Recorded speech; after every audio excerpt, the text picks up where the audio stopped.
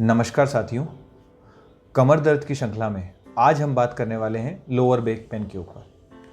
काफ़ी बार हम लोग देखते हैं एमआरआई रिपोर्ट में दिखाया जाता है एन्युलर टियर। ये शब्द हमें जब भी हम हमारी रिपोर्ट देखते हैं एमआरआई की, उसमें देखने को मिलता है।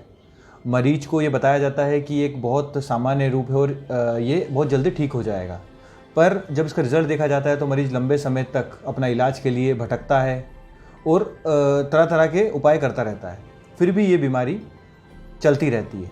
तो हम डॉक्टर संजय शर्मा से जानना चाहेंगे कि ये इसके ऊपर अपनी क्या एडवाइस देना चाहेंगे या क्या डायग्नोसिस बताना चाहेंगे। देखिए, एन्युलर टियर एक हमारा रेडियोलॉजिकल फाइंडिंग होती है। जब हम किसी लो बैक पेन के जो पेशेंट होता है, यदि उसकी एमआरआई देखते हैं, उस एमआरआई में जब हम इसका इमेजिंग देखते हैं तो ये हमारा वर्टिब्रा होता है।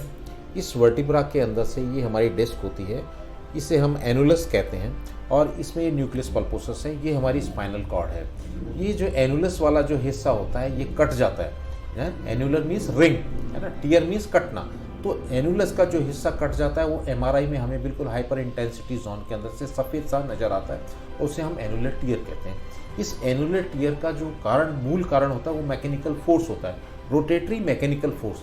जो हमारी रीढ़ की हड्डी है उस पर हम अपनी एक्सिस पे यदि कोई मूवमेंट होती है, जैसे ट्विस्टिंग मूवमेंट होनी, डांसिंग मूवमेंट होनी, रोटेटरी मूवमेंट, हमें झुकते हुए किसी चीज़ को उठा लेना, इन सब के कारण हमारा जो रीढ़ की हड्डी का जो छल्ला है, एनुलस पार्ट होता है, वो कट जाता है और इस जो सिचुएशन है इसको हम एनुलर टियर कहते हैं। इस एनुलर टियर को हमें कंफर्म करने के लिए अकेला एमआरआई ही एक डेफिनेटिव एविडेंस नहीं होता।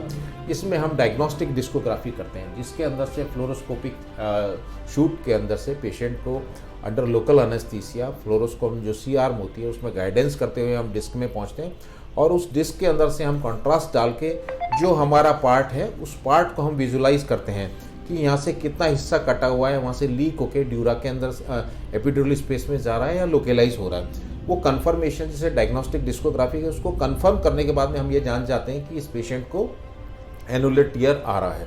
उस एनुलर टियर के अब कुछ ट्रीटमेंट है, मेडिकल ट्रीटमेंट है, इंटरवेंशनल ट्रीटमेंट है, सर्जिकल ट्रीटमेंट। अमूमन हमारी जो ये सोच होती है कि एनुलर टियर की खुद ही सही हो जाता है, क्योंकि डिस्क एक ऐसी स्ट्रक्चर है जिसकी वैस्कुलर सप्लाई नहीं होती।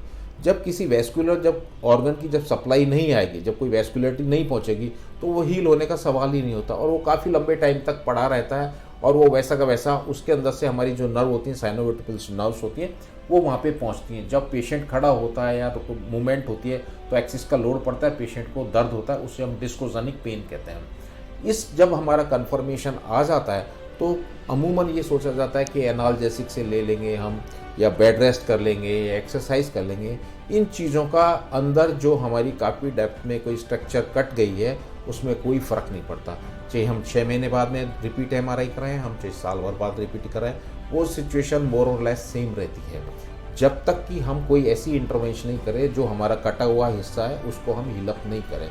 इसके लिए जो बेसिक जो चीज़ आती है, पहले जो हम करते हैं इंटरवेंशनल प्रोसीजर्स के अंदर से रेडियो फ्रिक्वेंसी अब्लेशन है ना।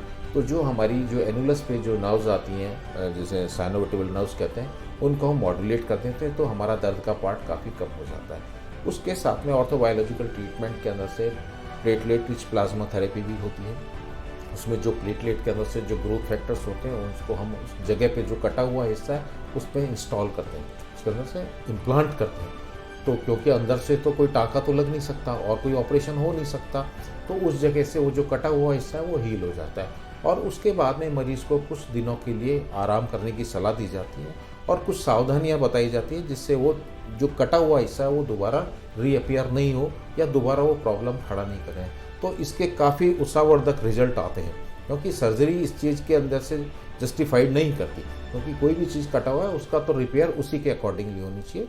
ये इसका इंटरवेंशनल ट्रीटमेंट होता है। बाकी सर्जिकल ट्रीटमेंट के अंदर से तो उसमें न्यूरोसर्जन करता है, फिक्सेशन करते हैं कि वर्टिब्रा की मूवमेंट नहीं हो और नहीं कटे, लेकिन उनकी ज़रूरत नहीं पड़ती।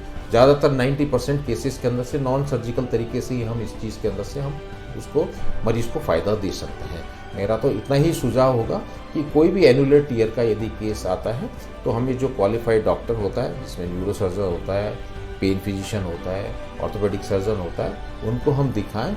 वो हमारी जो कंसर्न रिपोर्ट हैं, आपकी एमआरआई है, सीटी स्कैन है, एक्सरे, सब पे डिस्कशन करके हम उसका फाइनल डायग्नोसिस बनाएं और उसी के अकॉर्डिंगली हम उस ट्रीटमेंट पार्ट पे हम जाएं तो हमें अच्छी सफलता मिलेगी। मेरा सबसे यही निवेदन है। Thank you.